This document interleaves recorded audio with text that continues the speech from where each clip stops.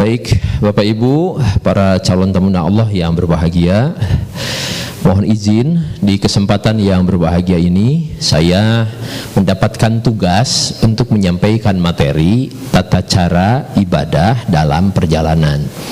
Kenapa ini penting, Bapak dan Ibu? Karena ada hal-hal yang berbeda ketika melaksanakan tata cara ibadah, baik pada aspek toharoh maupun tata cara melaksanakan sholat ketika kita sedang berada di tanah air, artinya normal, entah di masjid sholatnya, entah di rumah atau di musola, kemudian wudunya juga warwir-wur caina seueur, tidak masalah. Sementara hal yang berbeda ketika kita melaksanakan ibadah haji atau ibadah umroh ketika di perjalanan. Bahasa kasarnya materi ini kalau dengan bahasa Sunda, kumaha carana nalika urang bade toharoh teras oge ngalaksanakeun salat nalika nuju dina perjalanan gitu ya. Punten da saurna teh Pak Haji aya oge nu orang Sunda, jangan protes pami Sunda wae teh.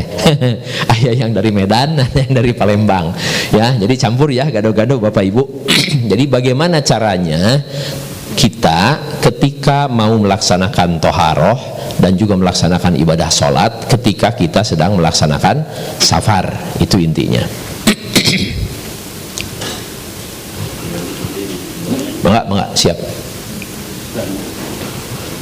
Tuh pan gambarna ge sapertos kieu Bapak Ibu ya, seperti ini tata cara ibadah dalam perjalanan. Tadi gambar bis, sekarang gambar pesawat. Yang pertama ada tata cara bersuci, yang kedua ada tata cara sholat. Intinya itu yang akan kita bahas.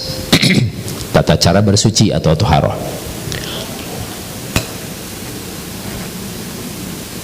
Nah, berkaitan dengan tata cara bersuci, kalau ayat Al-Quran yang menyatakan tentang kewajiban berwudu ketika mau melaksanakan sholat, itu adalah surah Al-Maidah ayat 6. Ayatnya ini, surat apa Bapak Ibu? Al-Maidah. Al-Maidah surat ke-5 ayat 6. Bunyi ayatnya seperti ini.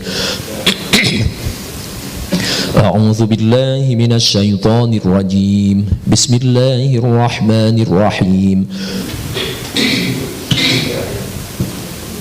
Ya ayyuhalladzina amanu idza qumtum ilas salati faghsilu wujuhakum wa aydiyakum ilal marafiq.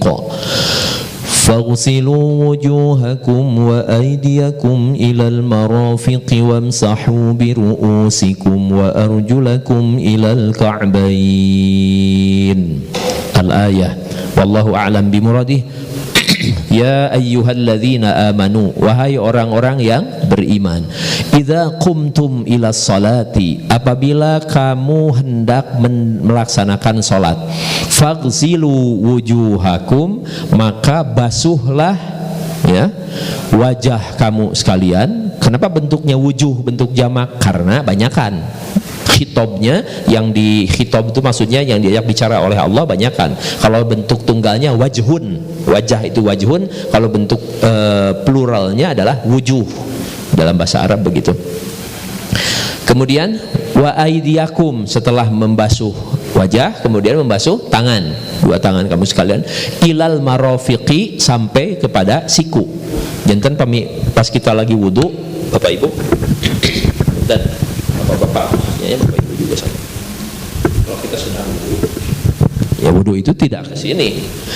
Ya mah bukan siku kalau sampai sini mah. Kan disebutnya juga, ayatnya juga ya, wa aidiyakum ilal marafiqi, dan basuh itu tangan kamu sekalian sampai pada siku.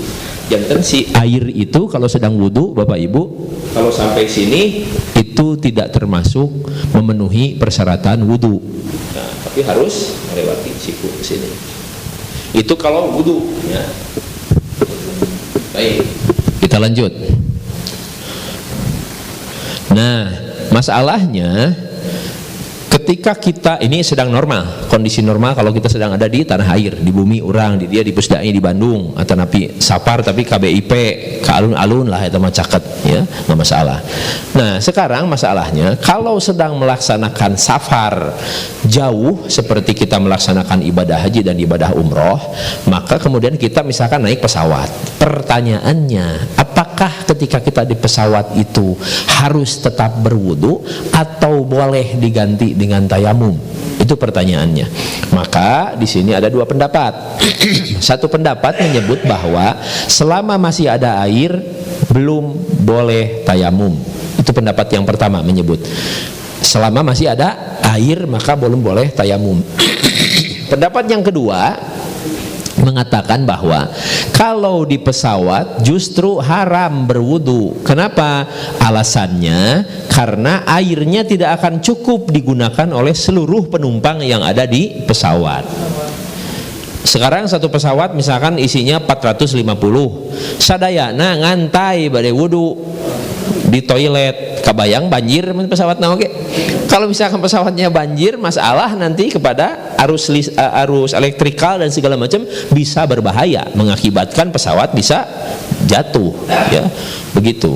Maka di sini terjadilah yang namanya ad-daruratu tubihul mahdzurat. Kondisi darurat mengakibatkan sesuatu yang tadinya dilarang dalam kondisi kalau dalam masalah makanan itu dilarang, itu boleh kan? Apalagi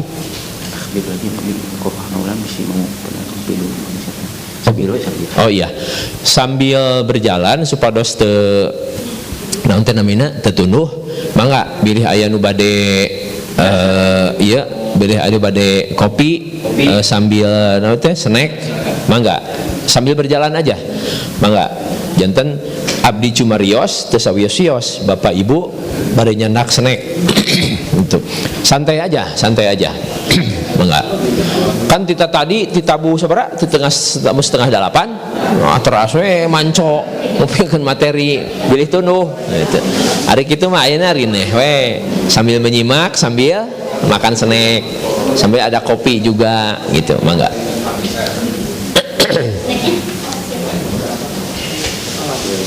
Kecuali abdi teu tiasa bari barang tuang mergi cuma rios teu aku bari tuang bari kieu.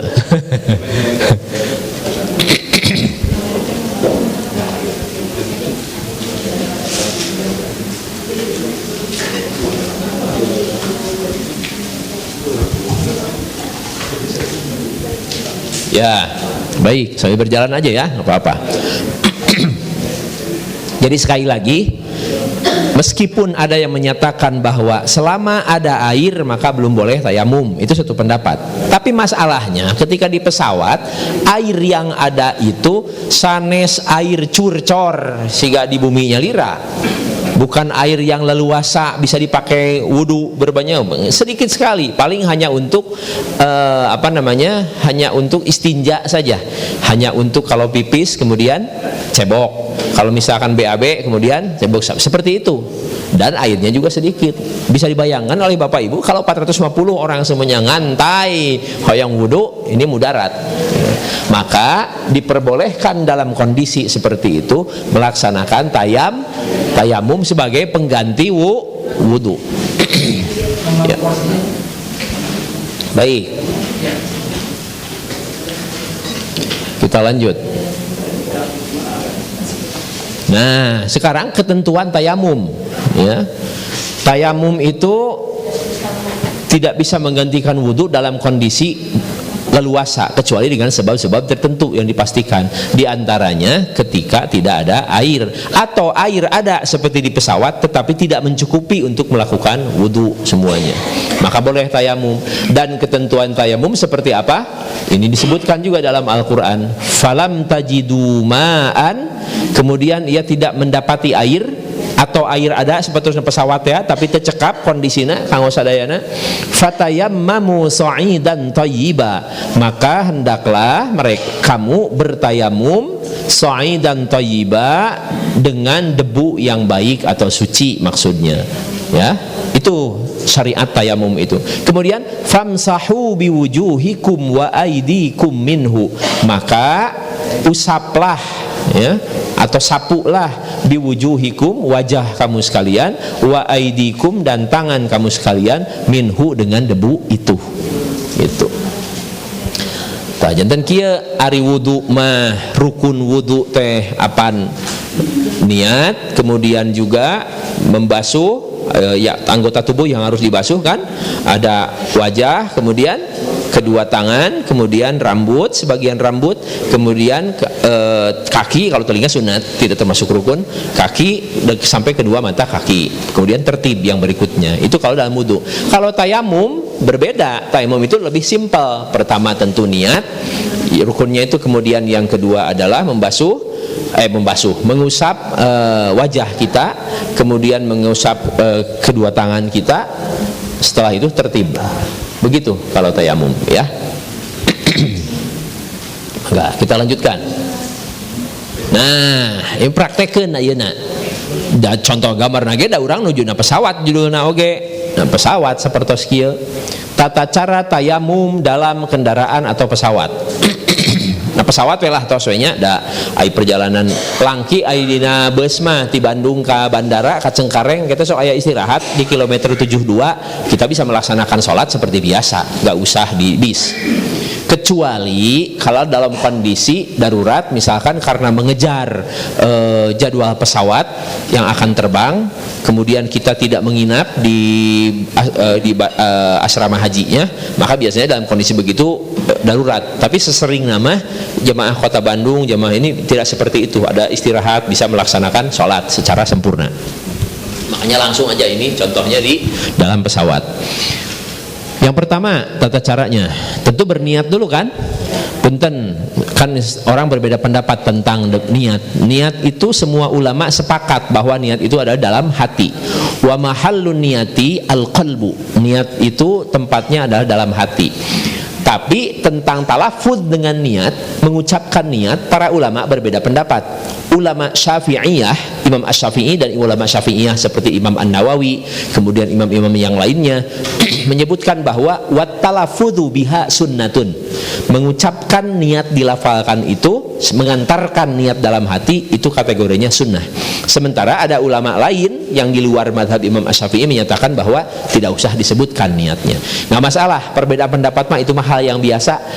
Jangankan musim kita sekarang, bahkan dulu pada masa para sahabat juga berbeda pendapat. Hanya enaknya kalau dulu nabinya masih ada, sehingga kalau para sahabat berbeda pendapat bertanya kepada nabi gitu. Tapi sepanjang pengetahuan saya, Bapak dan Ibu, Nabi Muhammad SAW ketika ada perbedaan pendapat di antara para sahabat tidak pernah menyalahkan. Kamu salah, kamu benar, tidak begitu Nabi itu, ya. Nabi itu menyatakan kalau pendapat itu kamu mengikuti sunnah, kamu mendapatkan pahala 2, gitu kalau Nabi itu, ya.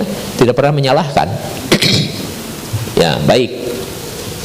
Seperti waktu itu, punten, bercerita sedikit ya. Mana yang nggak ngerti bahasa Sunda di mana, Bu? Angkat tangan. Ibu nggak ngerti bahasa Sunda? Dikit-dikit ngerti, Bu, ya? Ya. Pernah pada saat tertentu, pada suatu hari, ada sahabat yang berbeda pendapat tentang wudu lagi, sholat lagi, mengulang, atau cukup dengan sholat yang sudah dilaksanakan ketika tayamum. Jadi ada 2 orang sahabat safar, melaksanakan perjalanan, ya. Kemudian sampai di satu tempat di hutan atau di inilah, tiba waktu sholat diperkirakan, belum ada jam tangan pada saat itu, mungkin melihat matahari. Nah kemudian ya udah kalau gitu kita pasti cari air, gak ada. Ah ya sudah kalau gitu tayamum saja. Darwe 2 nate tayamum, sahabat A, sahabat B, tayamum sudah. Habis gitu sholat berjamaah, beres. Habis gitu melanjutkan lagi perjalanan. Ketika melanjutkan perjalanan ada air. Nah, kata sahabat yang A, saya nggak bakalan wudhu lagi dan sholat lagi karena tadi sudah. Kata sahabat yang B, oh enggak, kan boleh itu tayamum itu kalau airnya tidak ada. Sekarang airnya ada, saya mah mau wudhu lagi, mau sholat lagi. Rada sempat berselisih paham. Pokoknya mah yang A kekeh dengan pendapatnya, beliau merasa benar karena sholat sudah, tayamum sudah, dan itu sudah sah. Adapun sekarang ketemu lagi, dan itu hal lain masalahnya. B kekeh Kekeh teh apa, Bu? Kekeh petekeh itu bersikeras. Yang B bersikeras, saya mau wudu lagi, mau sholat lagi karena sekarang airnya ada. Nah, udah, akhirnya si A dengan B itu nggak ada kesepakatan. Pulang dari safar, datang menghadap kepada Rasulullah Shallallahu Alaihi Wasallam. Ya Rasulullah, diceritakan gini. Kata si A, saya nggak sholat lagi, nggak wudu lagi karena sudah ketika tayamum kemudian sholat. Kata si B, saya wudu lagi, sholat lagi. Gimana kata Nabi? Nabi nggak nyebut begini, kamu salah, kamu benar, enggak. Kata Nabi kepada yang A, sahabat yang A, asabta sunnah, kamu telah sesuai dengan sunnah. Kemudian kata Nabi kepada sahabat yang B, lakal ajru marrotani, kamu mempunyai pahala 2. Gitu, Bu. Jantan intinya dua-duanya oke, betul, nggak usah disalahkan, gitu ya. Itu dahsyatnya. Jadi Rasulullah tuh akhlaknya sangat tinggi, luar biasa, tidak mencela, tidak mencemooh, malah membuat enak para sahabat.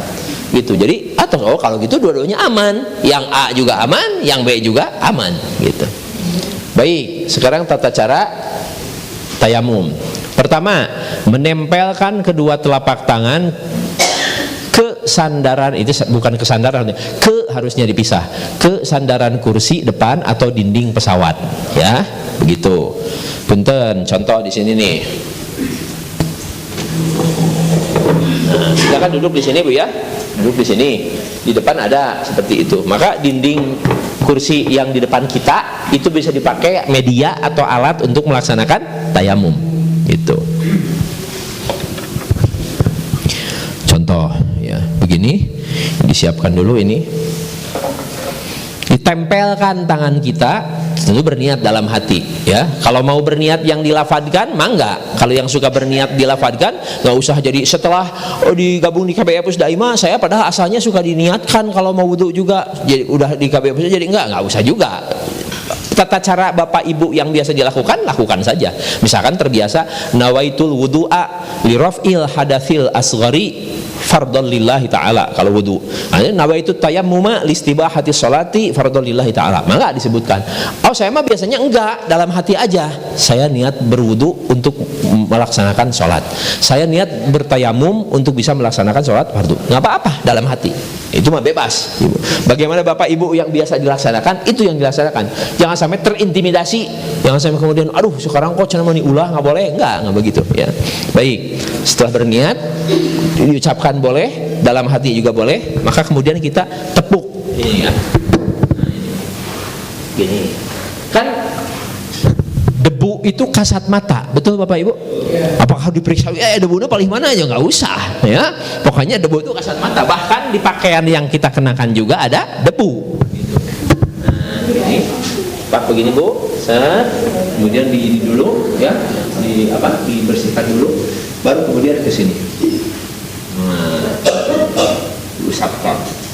Mohon perhatian Bapak Ibu yang dirahmati Allah Subhanahu wa taala, yang dimaksud dengan wajah itu ya, yang dimaksud dengan wajah itu, punten, di atas batasnya adalah tempat jadi rambut, di bawah sampai dengan ujung dagu, di samping yang ada centring telinga ini sebelah sini, itu namanya wajah. Jadi kalau misalkan wudu seseorang, punten kapungur waktu abdi asli orang Sunda di Garut, abdi sami ti Limbangan di Garut, sok aya tamas sebatan ibu bahasa Sunda. Tamas dengan wudu itu beda. Kalau wudu mah harus semua wajah dibasuh. Tamas mah kieu hungkul ge. Gitu. Cai dikieukeun set. Itu kan eta mah tamas. Itu enggak termasuk wudu kalau begitu. Karena apa? Dia enggak kena yang sebelah sininya, yang sebelah. Jadi kalau wudu itu namanya mengusap, membasuh muka, membasuh wajah. Maka tayamum juga seperti itu. Tayamum itu nggak bisa kayak begitu kemudian gitu hungkul, nggak boleh. Harus semuanya di. Tadi ada. Iya. Nah, itu satu. Kemudian ditempelkan lagi tangan kita ke tempat yang belum terkena sentuhan yang tadi. Kalau tadi sentuh sebelah sini, misalkan sekarang sebelah sini, ya, tempelkan lagi, tepuk begini, kemudian dibersihkan lagi ini, baru tangan kita tangan seperti ini, set ke sini, set ke sini, yang sebelah sini, set ke sini, set ke sebelah sini. Nah, untuk tayamum berbeda dengan wudu. Kalau tadi wudu ma'al mirfaqo ini kalau tayamum sebetulnya sampai sini juga diperbolehkan gitu. Apalagi untuk ibu-ibu ketika di pesawat itu kan bercampur dengan yang bukan mahram. Betul enggak Bapak Ibu? Apakah semua di pesawatnya mahram sadayana? Henteu. Bahkan dengan teman KBIH juga kan ada yang bukan, banyak yang bukan mahram. Maka menjaga aurat juga diantaranya itu diperhatikan. Maka cukup dengan seperti itu. Di sini mereka di atas, ibu-ibu kan tiga dia set, tos, bapak aja set gitu. Ya. Cukup seperti itu. Dengan melaksanakan toharoh seperti itu dengan cara tayamum ketika di pesawat, maka itu sudah sah untuk melakukan sholat. Karena tayamum sebagai pengganti wudu. Ya, bisa dipahami Bapak Ibu? Ya, itu. Sok, mangga teraskeun teu acan nyanak snack mangga. Jalan aja, santai aja, santai. Mangga. Jadi itu yang saya sampaikan barusan, tata cara melaksanakan tayamum ketika dalam kendaraan atau dalam pesawat, di pesawat. Nah, tadi udah ya. Ini ke sini, kemudian yang berikutnya menempelkan, kemudian ke sini. Ya.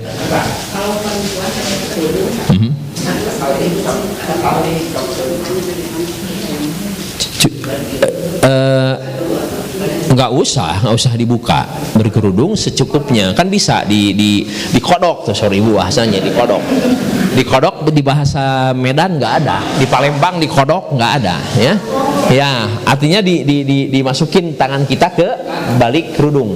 Coba dikodok dalam bahasa Indonesia dan disusupkan, tangan kita disusupkan ke balik jilbab begitu. Yang penting harus kena. Jadi ibu jangan hanya yang ada di tampak di sini, tapi harus disusupkan ke sini. Gitu. Nggak usah dibuka, karena kalau dibuka kerudung jadi muskilah juga, jadi masalah karena yang di depan belakang kita bukan mahram. Gitu bu. Kalau tayamum cuma satu kali.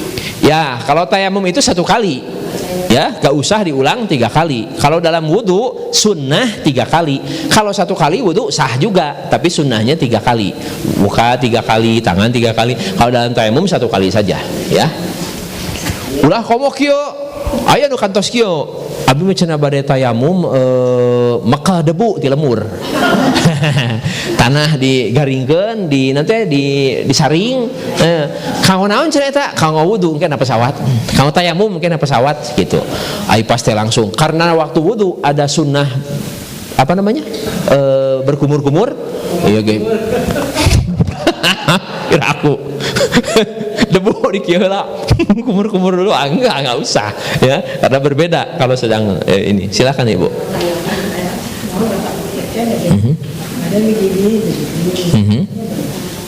Oh, prakteknya ya, yang penting sebetulnya tidak ada aturan khusus. Yang penting debu yang diprediksi tadi habis nempel enggak, silakan di media yang kita itu di belakang kursi yang ada depan kita, disapukan ke tangan kita. Memang kebanyakan biasanya punggungnya dulu ya.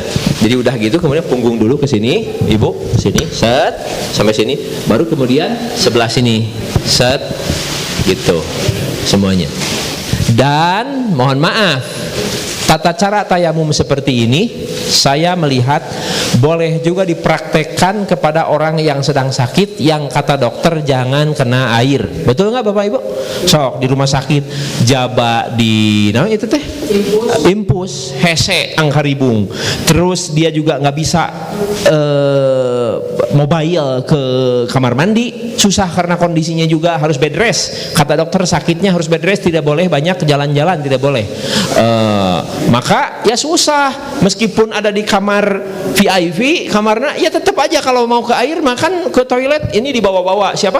Infusan dibawa, dimatikan dulu, kemudian itu repot juga. Maka kata dokter harus bed rest. Terus kata dokter jangan kena air. Ya sudah, kalau begitu tayamum saja. Siapa yang mentayamumkan? Ya keluarganya.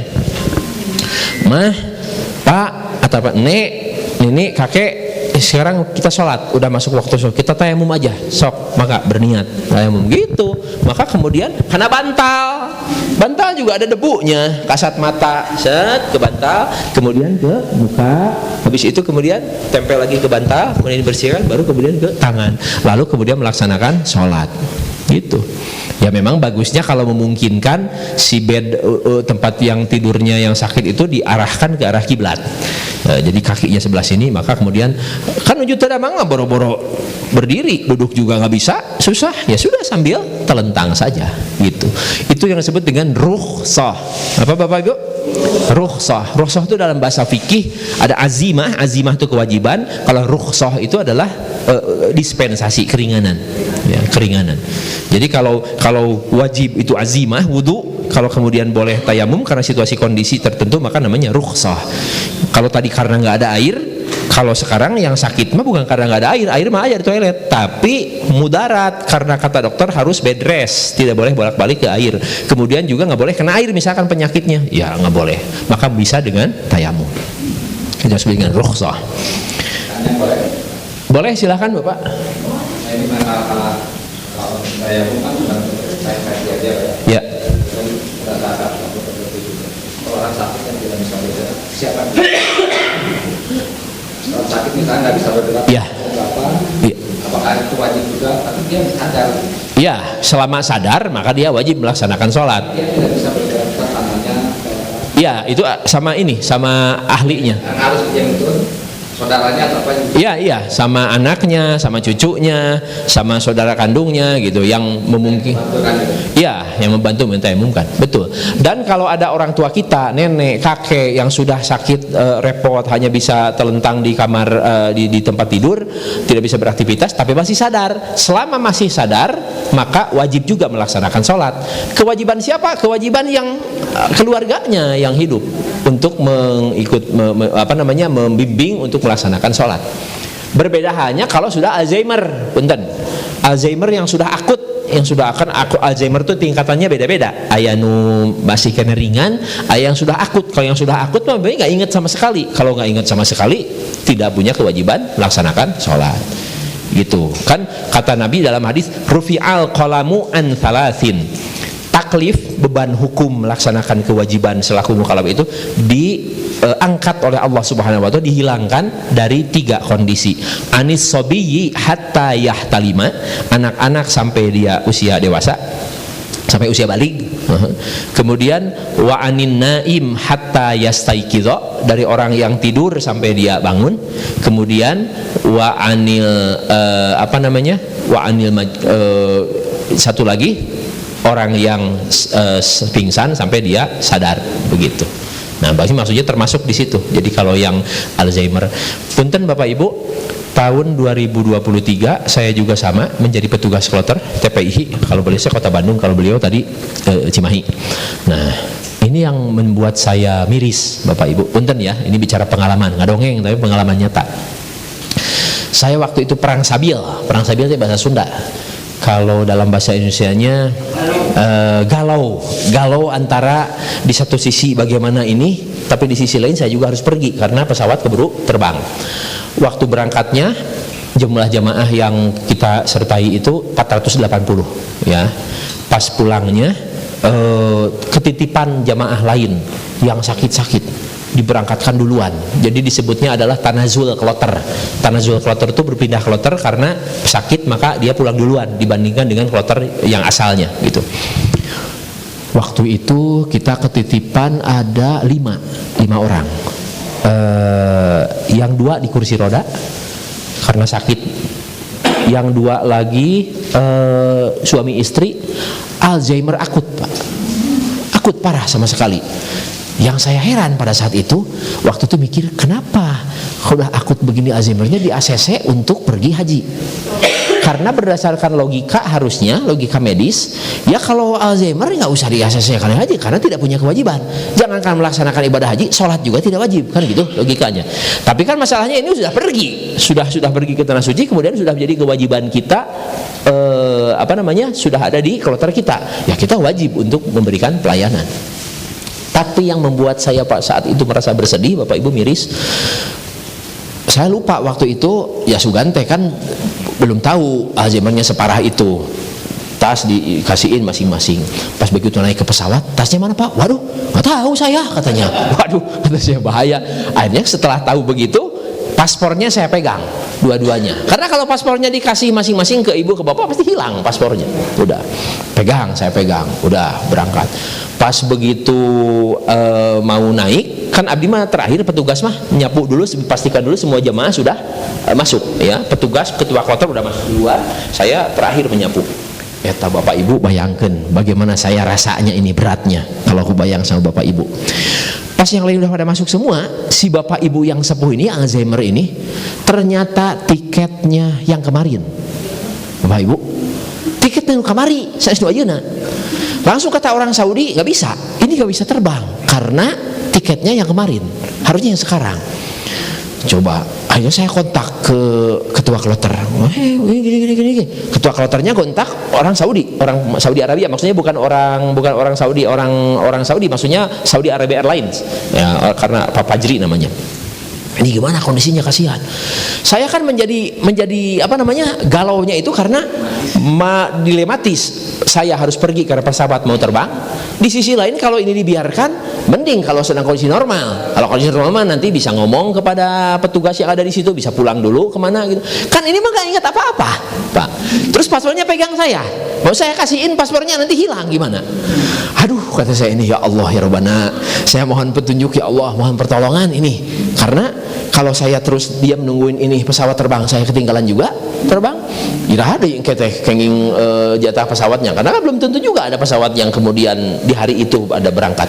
Di sisi lain kalau saya pergi ini ditinggalin bagaimana? Coba. Aduh ya Allah, saya minta pertolongan ya Allah. Nah, alhamdulillah pertolongan Allah, si ketua kloter ini ada yang akrab dengan petugas pesawat Saudi Arabia Airlines, orang Karawang juga orang kita. Pak ini gini. Akhirnya dia melobi ke orang Saudi, ngomong karena ini kondisinya darurat, ini juga Alzheimer, kalau misalkan dibiarkan nanti susah, ini gimana. Akhirnya kata si orang Saudinya, ya sudah kalau begitu masuk gitu Bu. Jadi udah masuk aja, alhamdulillah. Jadi plong saya waktu itu plongnya solusinya bermasalah. Pas di dalam Pak, punten, namanya juga kan Alzheimer, namanya juga lupa. Kalau lupa kan nggak ingat apa-apa. Ketika si ibunya duduk di kursi, si bapaknya goler di handap. Jadi Pak, dina jajalaneun paragi ngalangkung untuk tempat lewat. Saya bilang, Pak, punten Pak, kalau di sini nanti menghalangi orang yang lewat.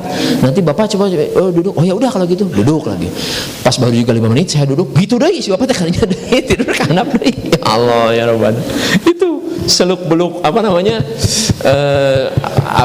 pengalaman ketika bertugas itu luar biasa.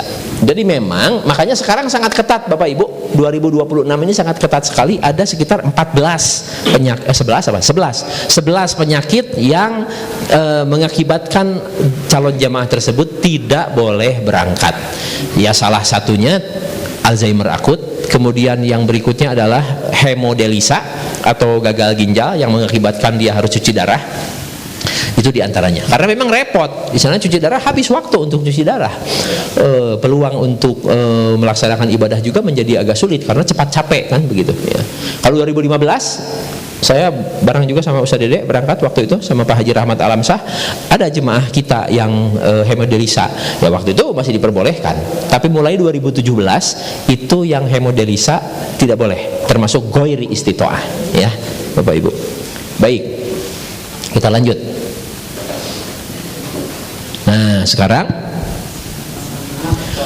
sholat safar. Mengenai sholat orang dalam bepergian atau perjalanan yang disebut dengan sholat safar, banyak kesimpang siuran pendapat di kalangan umat sehingga menimbulkan keraguan. Nah, sehingga timbullah pendapat-pendapat yang tidak berdasar kepada Al-Quran dan Al-Hadis. Dalam hadis disebutkan, sholatlah seperti sholatku. Kata Nabi, sallu kama ra'aitumuni usalli. Sholatlah kalian seperti bagaimana melihat aku sholat. Dalilnya seperti itu sama. Setiap orang mengklaim bahwa sholatnya seperti sholat Nabi. Tapi jangankan kita sekarang yang jauh masanya dari Rasulullah sampai 1500 tahun yang lalu, para sahabat saja pada saat itu berbeda pendapat. Karena melihat Rasulullah sholat itu ada yang dari kejauhan, ada yang dari dekat, ada yang dari pinggir, ada yang dari belakang gitu. Makanya sekarang ada perbedaan pendapat, kalau sudah takbiratul ihram nyimpen tangan di mana. Itu kan masing-masing ada pendapat. Ada yang begini, kan begitu. Ada yang begini, kemudian ada yang jatuh begini. Berbeda, ada yang di dada di sini, nggak masalah. Itu bagian namanya khilafiyah, perbedaan pendapat. Tapi yang penting dalilnya ada, ya, dalilnya ada, dan kemudian didukung oleh pendapat ulama ahli hadis yang menyatakan bahwa hadis itu adalah sahih, gitu, atau minimal hadis hasan yang bisa diamalkan. Baik, berikutnya.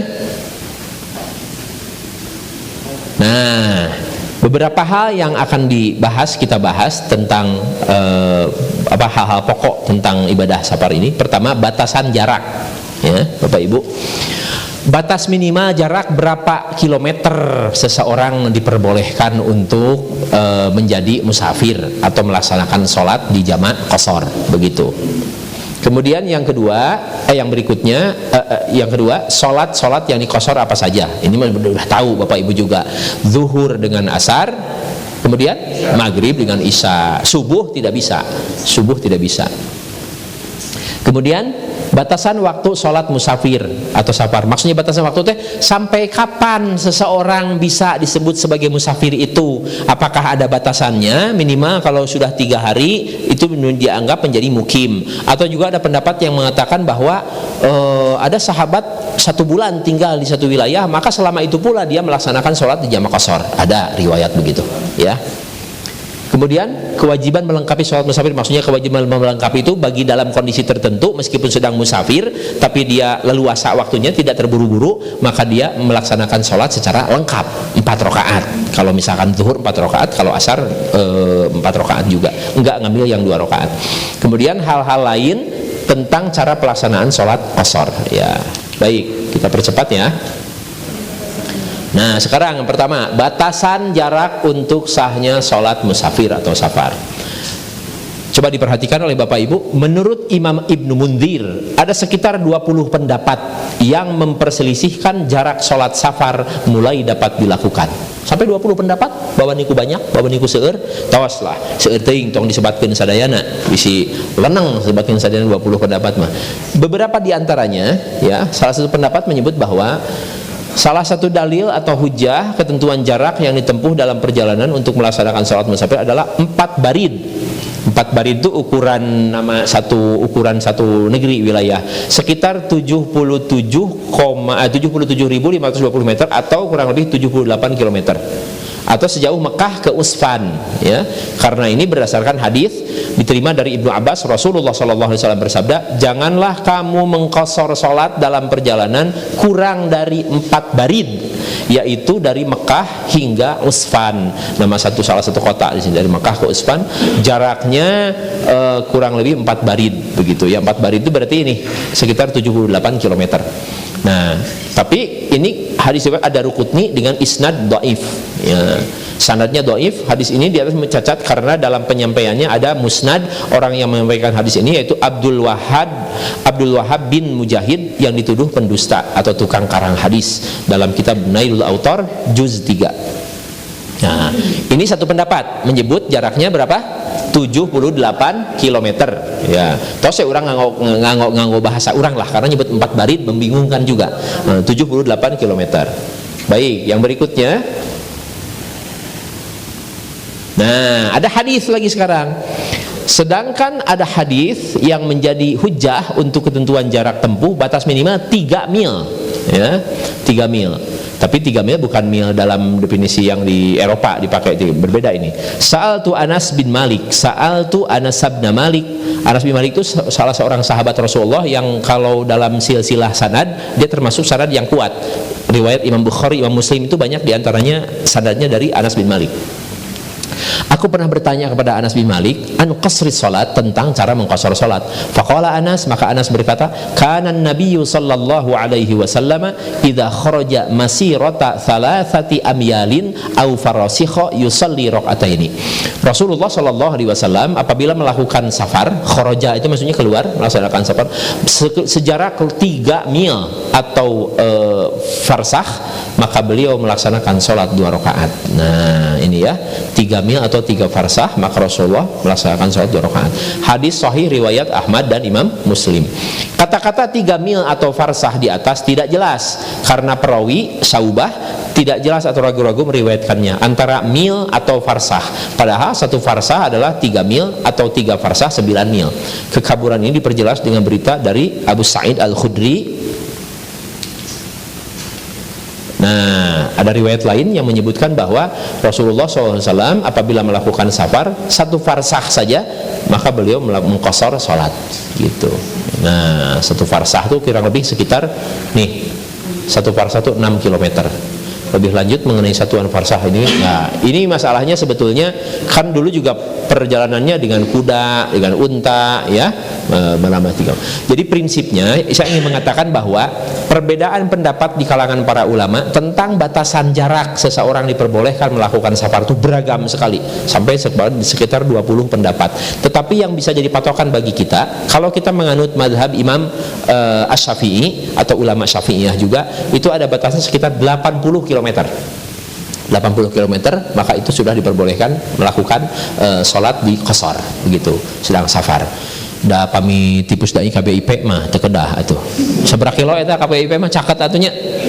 Abdi ka Ujung Berung 14 km. Kami nganggo mobil roda 4 sejam kurang lebih, Ujung Berung ke sini 14 km sejam. Kalau dengan motor setengah jam. Ya nggak usah lah, udah cakat 14 km mah nggak usah musafir lah. Bandung Garut tergantung juga Garutnya di mana. Kami Bandung Limbangan sejam setengah itu hanya 40 km. Kalau rasa-rasanya kalau mengikuti ke madhab Imam Syafi'i belum. Tapi kalau ke Ciamis, Ibu, Ciamis itu sudah masuk kategori dari Bandung ke Ciamis. Tasik juga, ke Tasik berapa kilo lah. Mungkin pokoknya kalau sekitar tadi ada pendapat yang menyebut 78 km, 80 km itu masuk. Kalau kita melihat menganut madhab kepada madhab Imam Asy-Syafi'i.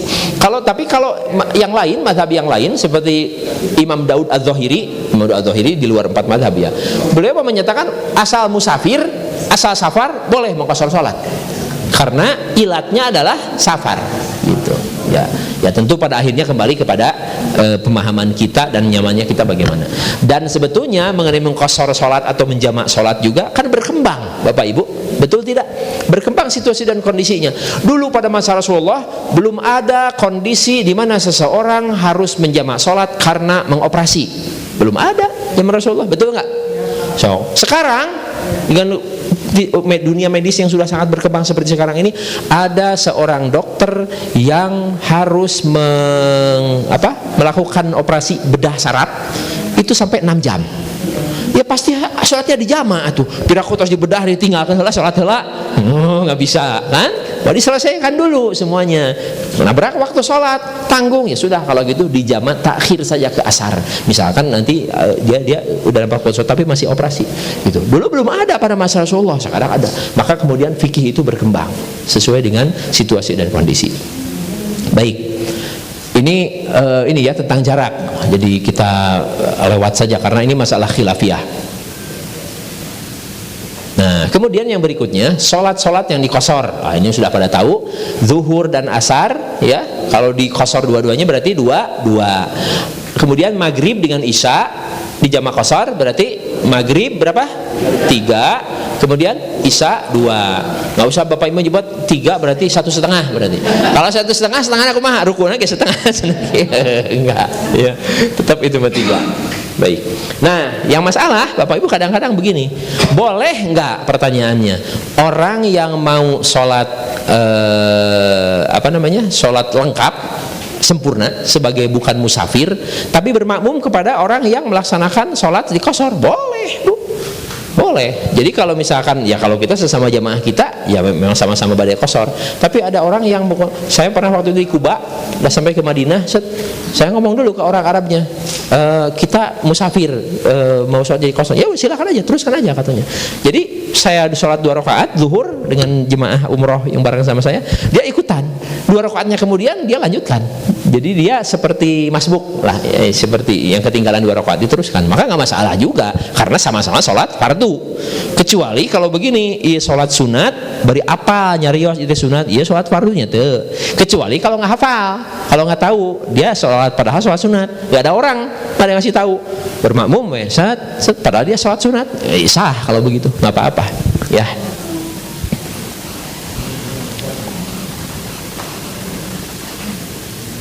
baik. Kemudian ini tentang sholat-sholat yang dikosor. Sudah paham semuanya?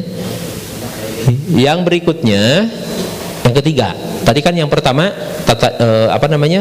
tentang tata caranya, kemudian yang tentang jarak, ya. Yang sekarang yang ketiga, batas waktu sholat musafir. Maksudnya batas waktu teh, Bapak Ibu teh kan nanti pergi ke, kalau Bapak Ibu gelombang 2 berarti langsung ke Jeddah, langsung ke Mekah, melaksanakan hajian dulu, beres hajian baru kemudian ke Madinah. Kalau gelombang 1 berarti dari Cengkareng tuh ke dari Cengkareng bilih ke Kota Bandung. Saya dengar sekarang dari Bandara Kertajati malah, ya. Kalau dari Kertajati kemudian ke Madinah, kalau gelombang 1 ke Madinah, Bandara Madinah, kemudian setelah itu langsung ke hotel tempat Bapak Ibu, di situ dulu sekitar 9 sampai 10 hari, baru kemudian nanti ke Mekah, baru kemudian hajian, Ar-Muzdah dan lain sebagainya, kan begitu. Nah, yang jadi pertanyaan, batasan kita disebut musafir teh sampai kapan? Gitu. Ada pendapat menyebut bahwa salah satu keterangan, kalau sudah menetap sekitar 3 sampai 4 hari, maka dia menjadi bukan musafir lagi, tetapi dia menjadi penduduk di situ. Maka tidak berlaku bagi dia melakukan sholat di jamak qasar. Begitu. Satu pendapat. Satu pendapat lagi menyebut bahwa pokoknya mah selama menjadi musafir, selama hajian di situ, ya sudah, dia musafir, berarti sholatnya jamak qasar. Ada pendapat yang begitu. Ya, tapi nanti nggak usah saling menyalahkan, mana yang diyakini itu yang dipegang, ya. Baik, ini nih contoh batas waktu pelaksanaan ketentuan hukum musafir mengacu pada hadis berikut. Artinya dari Umar radhiyallahu anhuma, punten, karena juga dua-duanya anaknya juga Islam, Umarnya juga Islam, maka radhiyallahu anhuma. Diberitakan bahwa Rasulullah sallallahu alaihi wasallam bersabda, salat dalam bepergian adalah 2 rakaat hingga ia kembali ke keluarganya atau ia mati. Nah, dari hadis ini kemudian dipahami bahwa ya selama dia menjadi musafir, maka pada saat itu juga dia disebut musafir. Mau 2 minggu, mau sebulan, mau 40 hari, ini sebutnya musafir. Kalau dari keumuman hadis ini, artinya dari Hafsah bin Ubaidillah, ini ada lagi nih, diberitakan bahwa Anas bin Malik bertempat di Syam selama 2 tahun, selalu mengqasar salat menjadi 2 rakaat. Dan Anas bin Malik berkata, para sahabat Rasulullah bertempat di Rumurmuz selama 7 bulan, mereka juga mengqasar salat terus, begitu. Nah, berarti pendapat yang ini, pendapat yang kedua, melihat dari keterangan hadis yang ini, berarti selama dia melaksanakan safar, selama itu pula dia mengqasar salatnya, gitu. Kemudian dari Hasan berkata, saya di Kabul bersama, Kabul itu nama tempat, kota, saya di Kabul bersama Abdurrahman bin Samurah selama 2 tahun, tetap mengqasar salat, tidak dijama atau digabung. Dari Ibrahim berkata, para sahabat Rasulullah berada di Ri juga sama nama salah satu tempat, selama 1 tahun dan lebih 1 tahun. Di Sajastan selama 2 tahun mereka mengqasar salat. Dalam ini terdapat dalam kitab fikih sunnah, Fiqh Sunnah karangan Said Sabiq. Said Sabiq ini seorang ulama bermadhab Imam Abu Hanifah, bermadhab Hanafi, ya. Yang berikutnya, sudah. Jadi perbedaan pendapat, ya tadi ulangi lagi, tentang batasan seseorang itu masih boleh melakukan sholat safar berapa hari, itu terjadi perbedaan pendapat. Tetapi kalau misalkan seseorang meyakini bahwa kalau sudah 3 sampai 4 hari menetap di satu kota, maka dia sudah bukan musafir lagi tapi menjadi mukimin. Makanya jemaah haji Indonesia, punten, kalau yang gelombang 1 berarti mikotnya di Masjid Bir Ali, kalau gelombang 2 berarti mikotnya di hotel tempat pondokan dia. Kenapa? Karena sudah dianggap menjadi penduduk Mekah, gitu. Karena dalam hadis, penduduk Mekah itu mikotnya di rumah masing-masing. Kita rumahnya di mana? Ya kan pondokan atas di situ di Mekah. Maka kita dianggap menjadi pribumi. Maka mikot untuk hajinya adalah di situ. Mikot untuk hajinya di hotel. Jadi ketika nanti tanggal 8 Zulhijjah, Bapak Ibu, bagi yang tidak tarwiyah, tanggal 8 Zulhijjah, mandi jam 8, jam 10 sudah mandi besar semuanya, mandi besar sunat hukumnya untuk ihram haji. Kemudian nanti berniat sama-sama setelah melaksanakan sholat duhur, ya, niat apa? Niat haji, ya. Mau berangkat kemana? Ke Arafah, gitu. Kalau yang tarwiyah berarti berangkat meninggalkan hotelnya tanggal 7-nya, tanggal 7 sore. Ya, begitu.